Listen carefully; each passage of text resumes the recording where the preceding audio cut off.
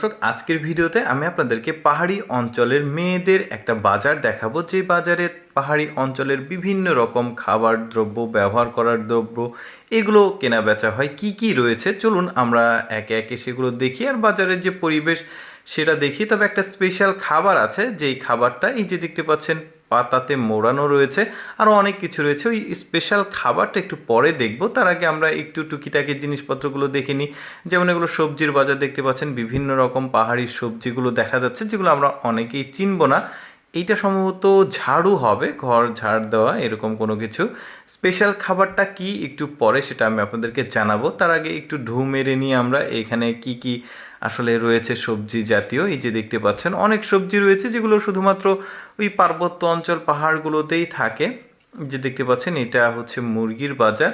এই যে মুরগিগুলো, পাহাড়ি মুরগি দেখা যাচ্ছে।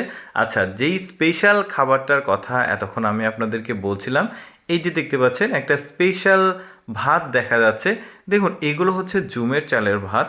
জুমের চাল বলতে পাহাড়ি অঞ্চলে যে পাহাড়ে যে ধান বা যে ফসলগুলো হয়, শুধু ধান না, বিভিন্ন রকমের ফসল তারা উৎপাদন করে। পাহাড়ি অঞ্চলের যে ফসলগুলো, সেগুলোকে সমন্বিতভাবে জুম চাষ বলা হয়।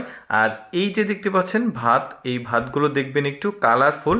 আর এই ভাতের যে চালটা, এটা ওই পাহাড়ি অঞ্চলের ধানের গাছ থেকে হয়েছে, এই জন্য ওকে জুমের চালের ধান বা জুমের চালের ভাত বলা হয়। তো এই চালগুলো যখন ওরা ভেজায়, মানে ভাত তৈরি করার জন্য, তো তখন যেটা করা হয়, বিভিন্ন ফলের যে রস থাকে, জুস থাকে, যেমন কমলা, মালটা, তারপরে রয়েছে এদিকে ড্রাগন ফল, এই ধরনের বিভিন্ন ফলের যে জুস থাকে, সেগুলোতে ওরা এই যে চালগুলো আছে সেগুলোকে ভেজায়।